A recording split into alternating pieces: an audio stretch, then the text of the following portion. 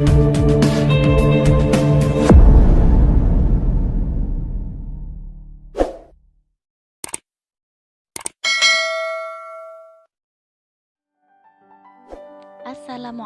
warahmatullahi wabarakatuh. Selamat pagi teman-teman. Semoga kita semua selalu dalam keadaan sehat dan dilindungi oleh Allah Subhanahu wa taala.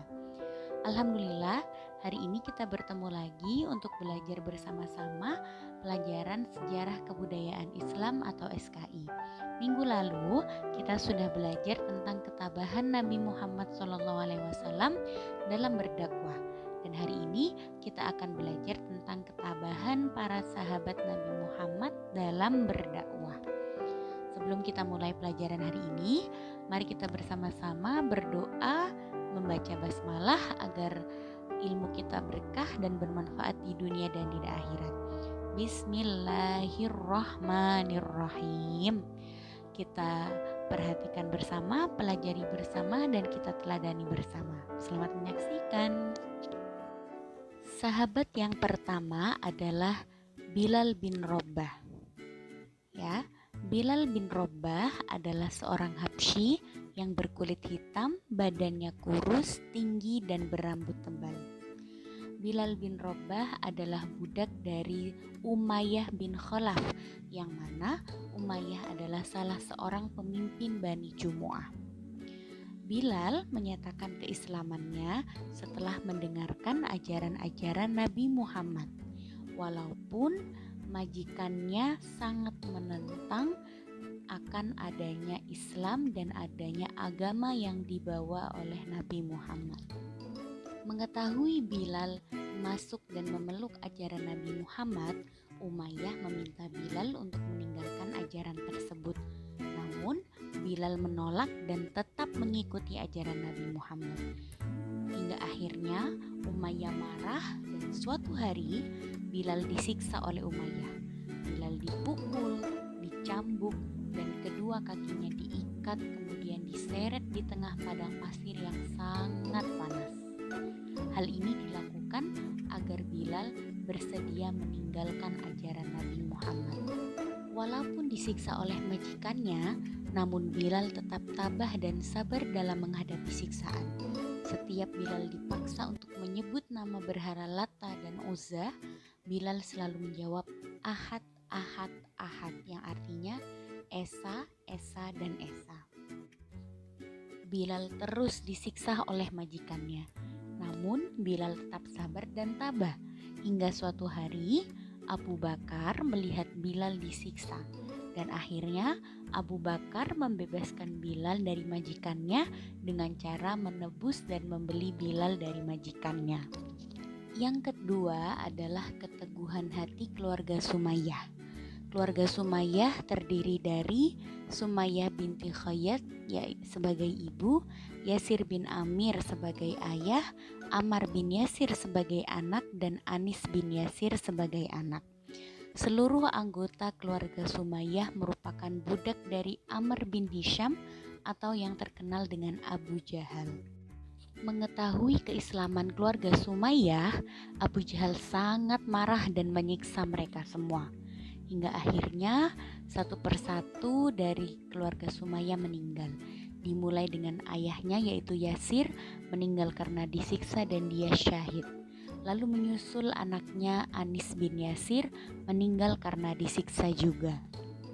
Sedangkan istri Yasir, Sumayyah, dibebaskan, namun dengan syarat harus mau meninggalkan ajaran Nabi Muhammad. Sumayyah menolak, lalu difitnah dengan Sumayyah mengikuti ajaran Nabi Muhammad karena Sumayyah jatuh cinta dengan ketampanan Nabi Muhammad. Walaupun difitnah seperti itu, namun Sumayyah tetap sabar dan tabah. Hingga akhirnya Sumayyah disiksa lebih berat lagi dan akhirnya meninggal dunia. Sedangkan anak Sumayyah, Ammar bin Yasir, disiksa dengan diberi baju yang terbuat dari besi yang panas, lalu disalib di atas pasir, ditindih batu besar hingga ditenggelamkan ke air sampai pingsan. Dan ketika pingsan, Ammar disuruh untuk berkata memuja berhala.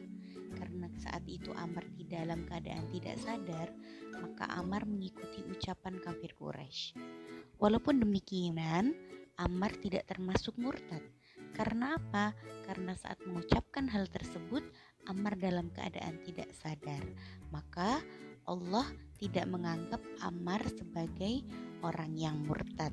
Bahkan Ammar sendiri telah teruji dan telah terbukti keimanannya kepada Allah Subhanahu wa taala.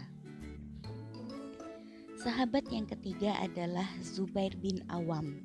Zubair memeluk agama Islam di usia 8 tahun dan termasuk golongan orang pertama yang masuk Islam. Zubair berasal dari keluarga yang terhormat. Namun, walaupun begitu, Zubair tidak luput dari siksaan. Zubair disiksa oleh pamannya karena masuk Islam.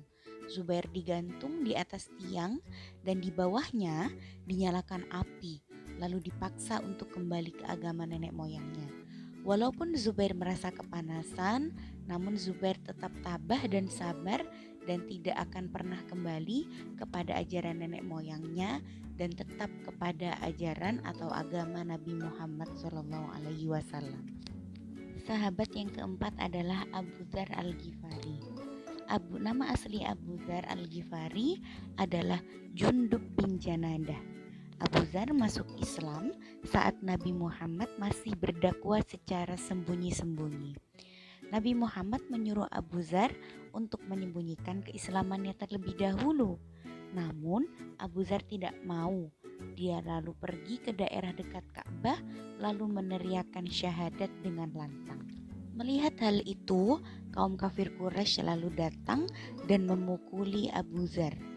Namun Abu Dzar tetap sabar hingga akhirnya ditolong oleh paman Nabi Muhammad yaitu Abbas.